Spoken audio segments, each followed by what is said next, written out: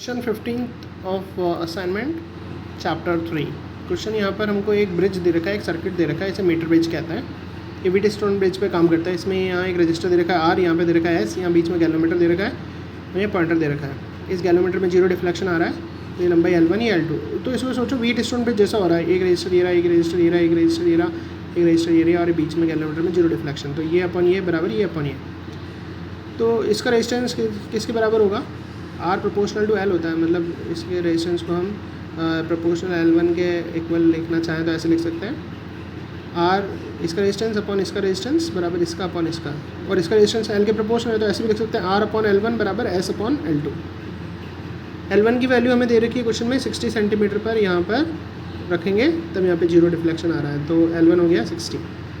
ये पूरा जो तार होता है 100 सेंटीमीटर का होता है ना, ये हमें याद रखना है। मीटर ब्रिज का ये जो तार होता है ये 100 सेंटीमीटर का होता है। तो अगर ये 60 है तो ये कितना हो जाएगा 40। तो जीरो से जीरो कट गया और क्रॉस मल्टीप्लाई कर देंगे। 4R इक्वल्स टू 6S या R equals to 6S upon 4 3/2, तो R आ गया 3/2S। अब क्वेश्चन ये बोल रहा है कि now if 5 ohm resistor is connected in series with S के साथ 5 ओम और जोड़ दिया तो टोटल हो गया S + 5। अब बोल रहे हैं कि ऐसे जोड़ दिया तो अब ये कहाँ पर टच करेंगे? जीरो डिफ्लेक्शन आ रहा है इस बीच के तार पर, तो 50 सेंटीमीटर पर। तो ये L1 हो गया 50 और L2 भी हो जाएगा 50 क्योंकि टोटल हटता है 100। तो अब क्या फॉर्मूला लगेगा? R अपॉन L1 डैश बराबर S + 5 upon L2 dash.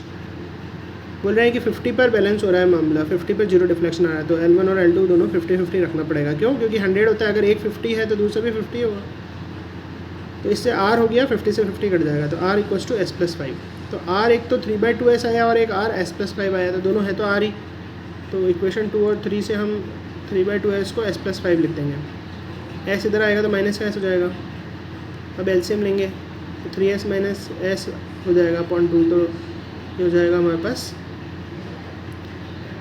S equals to 10 हो जाएगा। तो इसको सॉल्व करेंगे तो S 10 हो जाएगा। अगर S 10 आ गया तो यहाँ 10 रख देंगे तो 10 + 5 15 हो जाएगा। तो देख लीजिए एक बार अच्छे से इस क्वेश्चन को, ये नीचे एलसीएम ढंग से लेंगे तो आपको S बराबर 10 मिल जाएगा।